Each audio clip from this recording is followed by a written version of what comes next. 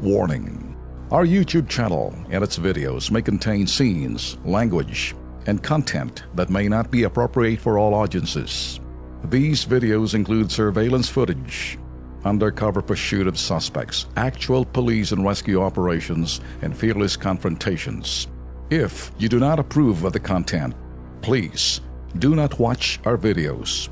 If you wish to continue, we strongly advise that you proceed with caution. Viewers' discretion is advised.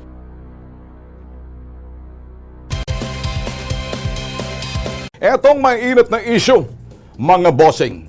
Umamin ang abogado ni Edgar Matubato na at sina Senator Trillanes, De Lima at CBCP o Catholic Bishop Conference of the Philippines ang financial at legal supporter nila pupunta ng Netherlands para magsampa ng kaso laban kay President Duterte sa International Criminal Court. Ang tanong, kaninong pera ang pinagpopondo? Tax nyo o alay nyo sa misa? Ano sa palagay nyo? Ikaw, Lex. Ano bang kaso yung sasampa daw nila? Yung sinasabi nitong kaso yung sinasampa na sa criminal court, alam nyo naman, ano pa, yung AJK. Yung sinasabing state-sponsored na sinasabing ito yung sa drug war. Ganun ba? Ngayon, ang pinaka-point siguro dito at this point, kung talagang, alam niyo naman Lex, ato'y mawalang galang lang, tax exempt ho talaga pag sinasabing mga simbahan, anumang denominasyon. Pero kung yung mga tax na yan ay sinasabi, exempted ka sa gobyerno, pero yung tax naman yan, kung exemption, ay magagamit lang naman pampondo, para pupunta ka ng Netherlands, para pupunta ka sa International Criminal Court, at para doon masampa mo kung state-sponsored nga yung mga nangyayaring drug operations sa Pilipinas na parang tinutukoy na ang utak si President Duterte. Pero linawin muna natin na Mr. Matubato, ano bang kaso mo? Ha? Dito pa nga sa Pilipinas, hindi mo nga maayos-ayos yung paratang mo sa ating Pangulong Duterte. Lalayo ka pa, sa Netherlands ka pa. Baka doon pa lang, hindi ka maka first base pa lang. Alam mo ba kung gaano kastrikto ang ICC bago sila kumuha ng tinatawag nilang communications. Yun yung term. Bago ka maglahad ng inyong mga reklamo sa isang tao na pinaparatangan mo ng any crime, communications. May ebidensya ka ba? Yan po. Maganda yan, Lex. Ano? Okay. Ang problema rito, alam naman natin, it's a puppet and a puppeteer. Ito si Matubato, puppet lang to. May puppeteer dito. Sino bang puppeteer? Sinasabi na natin, yung mga pangalan na banggit kanina, at yung mga sinasabing... Tatlo sila. Ito, Trillanes, De Lima, at kasama rito, CBCP. Sinama pa yung mga grupo.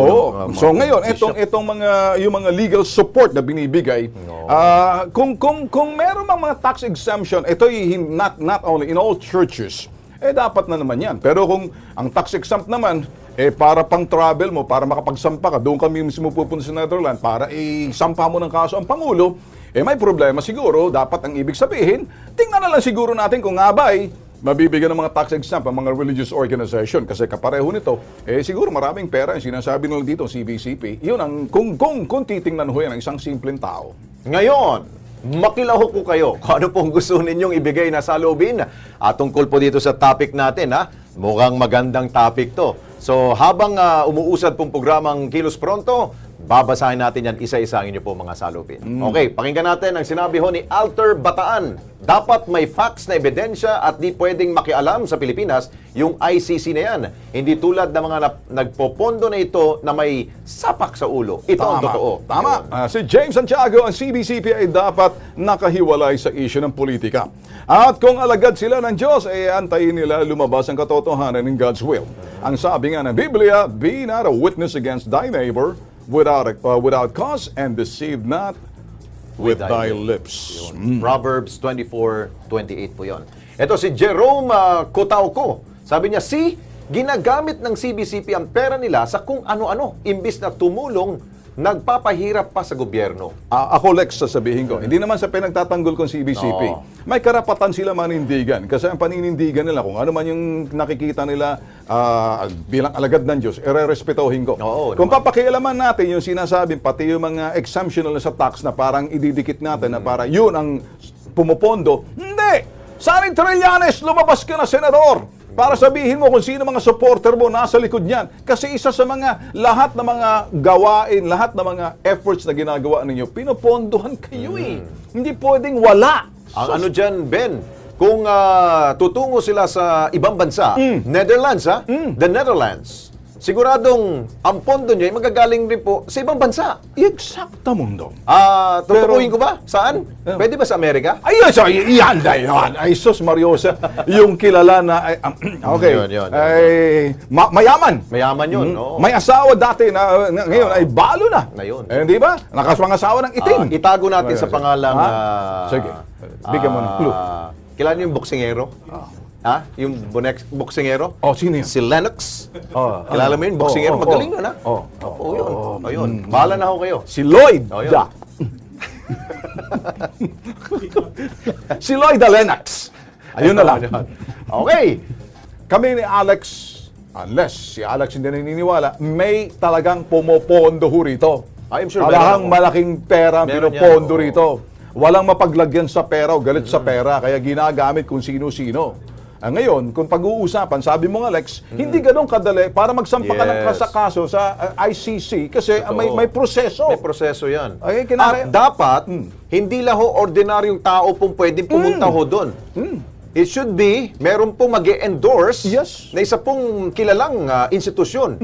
At ang pwede pong mag-endorse po dyan, na pag alam nila ho na talagang po may problema isang bansa at ang inaakusahan nilang leader na isang bansa sa mga krimen, ay dapat po yung United Nation. Yes. Ha? Yeah. United Nation. Yeah. Tandaan ho ninyo yan. Yan. Kasama dyan, of course, yung Commission on Human Rights din. No, Tama, dito. kaya deadly mix yan. Oo, deadly so, yun. ngayon, para sa atin, alam naman natin, iba itong mga, Yes. mag-isip itong mga United Nations, iba rin mag-isip yung human Oo. rights, pero iba rin naman talaga yung pagas ng pera na galit ho sabi mo, si Lennox, si Lloyda. Oo. Si Lloyda Lennox, na boxer na ngayon, wala na, sabi mo. Oo nga. Dapat kasi, idaan nyo sa tamang proseso ho yan. Huwag nyo dediretso kagad sa ICC ho yan. Baka maboboljak lang kayo doon. Mapapahiya kayo. Ang maganda ho dyan, ito, nabasa ko, Ben, itong sabi ho, before an investigation is open, bago daw bubuksan ang anumang investigasyon, Yeah. dyan po sa ICC, each communication, yung sinasabi ko kanina, Yeah. each communication o yung inyong pong reklamo is subject to 3 levels of analysis muna. Nako. Number 1, initial review. Nako. Doon pala sa initial review, baka maboboljak na kagad kayo. Hindi dun eh. papasa sa O evaluation yun. yan. Pangalawa, basic reporting. Nako. O yun. At pangatlo, intensive analysis. Nako. Malalalim ho yun. Eh paano? Baka siguro sa first base pa lang wala na eh. Pero ako naniniwala, lumalalim ang pag-analisa dyan. Depende sa lalim din ng bulsa. Yun. At kulay ng salapi na nanggagaling kay Lloyda. Sige, Kilala niyo basahin man na- si Lloyda sa Amerika. Ayun. Basahin na ho natin si Joe Tomas. Sabi ho niya, ang mga simbahan hindi po dapat nakikialam sa mga batas ng gobyerno. Mag-focus lamang sila sa pagpuri sa Diyos. Si Falconete Dulay, si Matubato, mga idol. In fairness, ang dami niyang pera. Nakabail ng Yun. 200K. Grabe, nakakaloka. Di ba sabi ko sa iyo eh. Pero sabi nga doon niya, ang kwento ho ni Matubato, yung 100,000 ho doon sa kabuwang 200,000, galing daw sa kanya. Personal daw ho niya. Yun daw dapat nung gamitin niya pangpagamot. Paano yata? Ayusin daw yata niya kidney yata. Pero dahil sa gusto niyang makalaya, sige na. Bahala na aking kalusugan. Makalaya lang ako. Sabi niya. Sabi niya. Pero yung 100,000, questionable pa. Oo. Saan galing yun? Ay, wala yan. Barya lang yan. Kaya nga ng 2 milyon. Kahit 100 milyon. Anong ginagawa ng sinasabing patron na si Lloyda? Yun.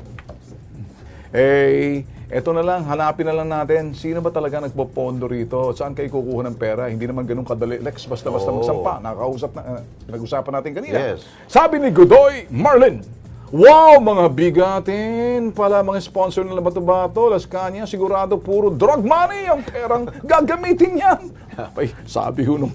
Ito sabi ni Jetro Cruz, mahaba po proseso ng pagsampa ng kaso sa ICC, nasa website po nila. Yun. Magaling to si Jetro. Alam Nagbabasa mo, nito. Lex, etong etong nakikita mo na, nothing against Trillanes. Pero pinangunahan ni Trillanes na sinasabi, malapit na nabibilang na lang ang panahon ni President Digong na mai-impeach. Tama. So yung i-connect mo na lang, lahat na sinusubukan nila, Matubato, Las Cañas, ngayon sinasabing mai-impeach. The only way na mai-impeach si President Digong, yung kung siguro iniisip nila, malay mo baka makachamba sila sa ICC, Naku. International Criminal Court, doon sa sinasabing state-sponsored EJK. So, Lex, ikaw, Mahirap pasimple lang. Simpleng ano lang. Ako, itong, kung makikinig ko kayo, ito'y payong kapatid do. Payong kapamilya at payong kapuso. Kapatid. Para hindi masayang po yung pera na ibibigay ho ng inyong mga sponsors po dyan, sana ho, huwag na kayo pumunta ho ng the Netherlands. Masasayang lang ikaw ang gawa na lang ho ninyong pera na paggagastusan ninyo ng airfare, hotel accommodation. Ang dami doon. Netherlands, ang layo nun Ay, no. gagastos ka doon.